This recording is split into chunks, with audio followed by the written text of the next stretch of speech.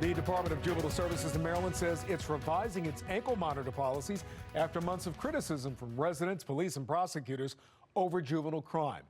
DJS will now hold any young offender charged with a crime while already on an ankle monitor in detention until their next hearing. It's a win for police, who told Fox 45 they arrested the same teens repeatedly.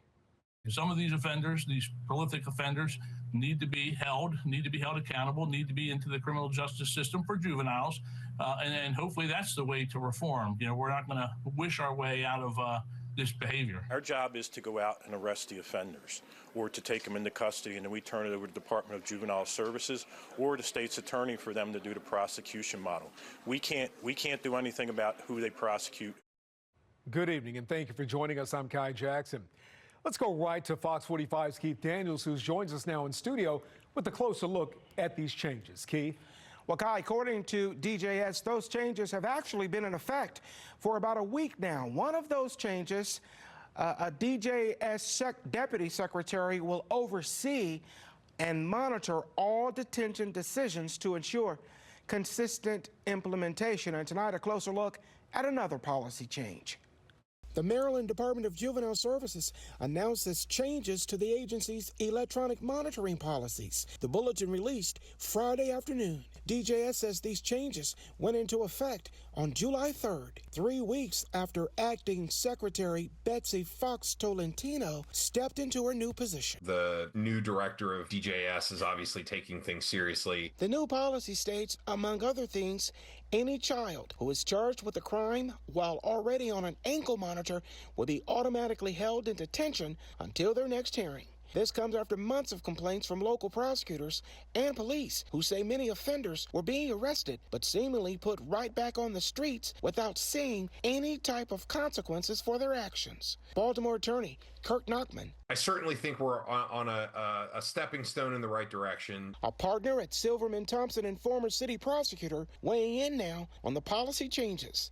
Notably, the part about detaining the accused already on ankle monitors until their next hearing. What we've seen in the past is children, juveniles, being out on an ankle monitor, not being tracked, not being, watched, not being supervised, committing repeat offenses over and over and over, and continuing to be on an ankle monitor, as opposed to being what this policy does, which is if you're on an ankle monitor, you get one bite at the apple.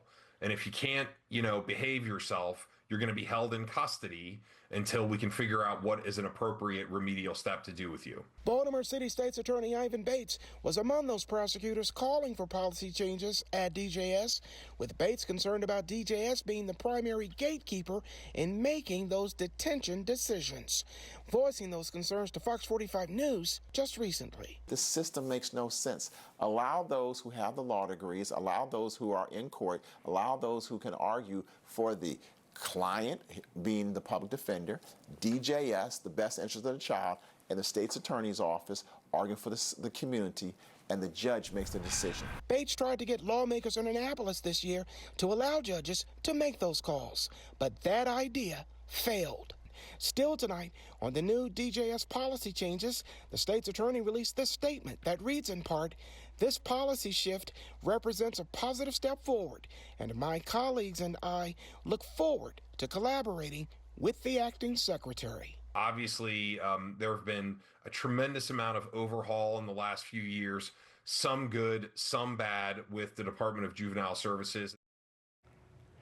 Well, Baltimore Police Commissioner Richard Worley also with the statement tonight on those DJS policy changes. It reads in part, "I appreciate DJS for taking swift action in response to the concerns raised by me and members of my team.